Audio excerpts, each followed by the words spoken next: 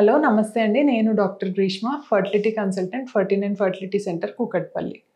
ఈరోజు మనం chronic endometritis అంటే ఏంటి? దీనివల్ల మనకి ఇన్ఫర్టిలిటీకి ఎంతవరకు కారణం అవుతుంది? ఈ విషయం గురించి మాట్లాడుకుందాం. ఇప్పుడు మనకి ఐవీఎఫ్ సక్సెస్ అవ్వాలి అంటే ఇప్పుడు మనకి ఎంబ్రియో, ఎండోమెట్రియం ఇవి 2 కూడా చాలా ఇంపార్టెంట్ అన్నమాట. మనం చాలా అంటే ఒక్కోసారి చూస్తూ ఉంటాం. ఇప్పుడు మనకు అన్నీ బాగున్నాయి అంటే చూడ్డానికి ఎంబ్రియో బాగుందని చెప్తారు. మనకి స్కాన్ చేసినప్పుడు లైనింగ్ కూడా చాలా బాగుందని చెప్తారు. అయినా కూడా మనకి ప్రెగ్నెన్సీ అనేది రాదనమాట. నెగెటివ్ అనేది వస్తుంది. సో అప్పుడు ఏంటి అంటే మనకి లోపల ఏమన్నా మనకి ఇన్ఫెక్షన్ ఉందా అనేది మనం సస్పెక్ట్ చేయడము, అనుకోవడం జరుగుతుందనమాట. సో ఇప్పుడు ఈ క్రానిక్ ఎండోమెట్రైటిస్ అంటే ఏంటి అంటే ఇప్పుడు మనకి యూట్రస్ లోపల లైనింగ్ ఎండోమెట్రియం అనేది ఉంటుందన్నమాట. అది లోపల కొంచెం ఇన్ఫ్లమేషన్ లాగా అట్లా ఉంటే మనం ఎండోమెట్రైటిస్ అని అంటాం అనమాట.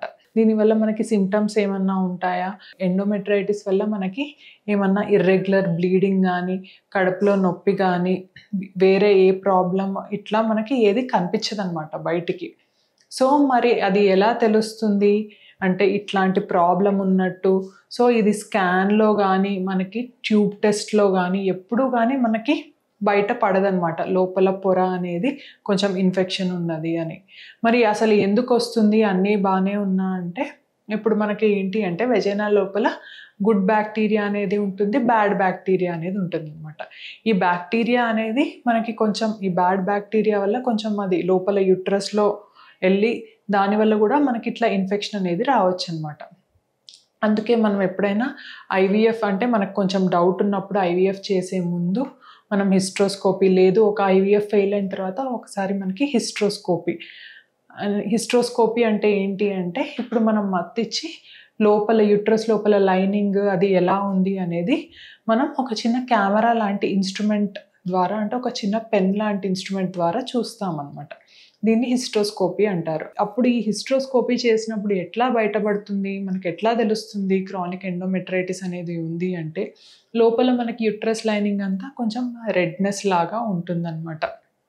దాని తర్వాత ఇంకేంటి అంటే లోపల మనకి చిన్న చిన్న పింపుల్స్ లాగా, పాలిప్స్ లాగా కొంచెం యూట్రస్ అంతా కొంచెం పూత పూసినట్టుగా మనకి అనిపిస్తుంది అనమాట.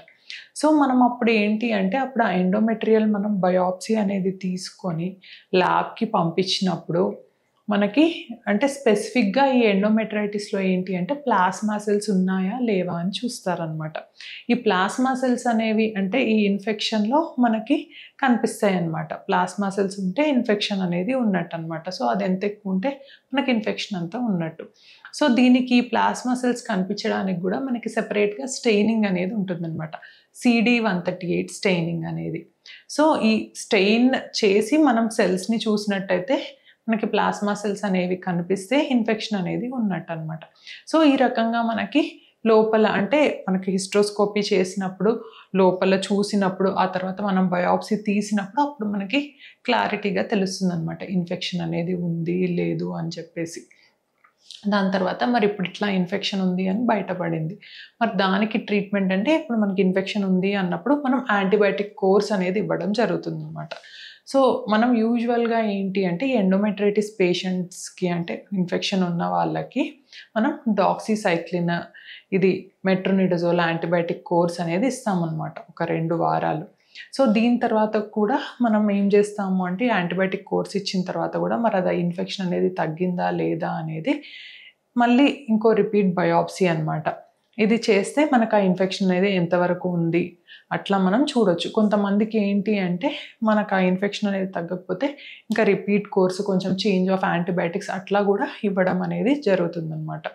సో మనకి ఇట్లా ఎండోమెట్రైటిస్ ఉన్నప్పుడు ఆ ఇన్ఫెక్షన్ని మనం ఒక యాంటీబయాటిక్ కోర్స్ ద్వారా మనం చూసుకొని అంటే దాన్ని క్లియర్ చేసుకొని ఆ తర్వాత నెక్స్ట్ కానీ మనం ప్రెగ్నెన్సీకి కానీ ఎంబ్రియో ట్రాన్స్ఫర్కి కానీ ప్లాన్ చేసుకుంటే మనకి సక్సెస్ అనేది ఉంటుంది. థ్యాంక్ యూ అండి.